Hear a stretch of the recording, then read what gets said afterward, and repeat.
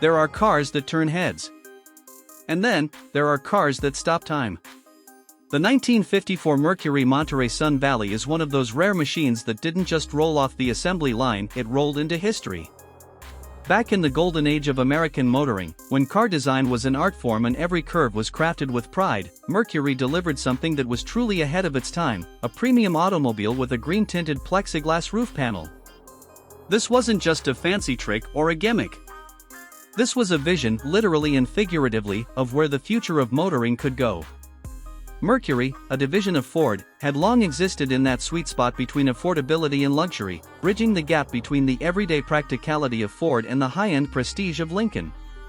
But in 1954, with the Monterey Sun Valley, they decided to shake things up.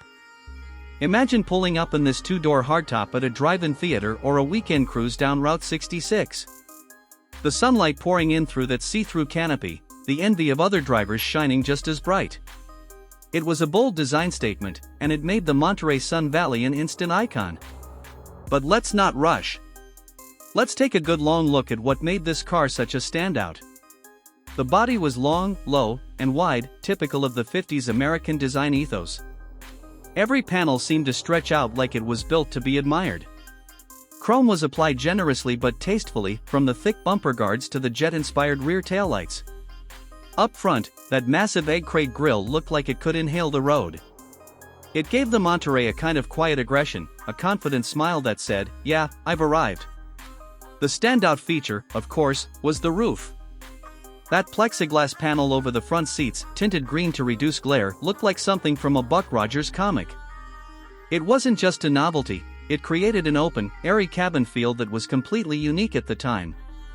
Other manufacturers had experimented with similar concepts, but Mercury made it work in a way that was both stylish and functional. They called it the Sun Valley because it felt like you were driving with the sun itself as your co-pilot. And people noticed. The Sun Valley turned heads everywhere it went, drawing attention not only for its roof but also for its refinement. This car wasn't some stripped-down concept or a limited experiment, it was a full-production automobile. In fact, Mercury produced just under 10,000 units that year, making it rare but not out of reach. That balance between exclusivity and attainability was part of its magic. Here on Heavy Duty, we love stories like this. Stories about machines that dared to be different.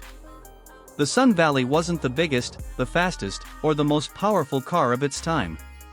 But it was one of the boldest. And that's what earns it a place in the history books and in our hearts. Thanks for riding along with us as we take a trip back through time to appreciate this glass-topped marvel. If you've ever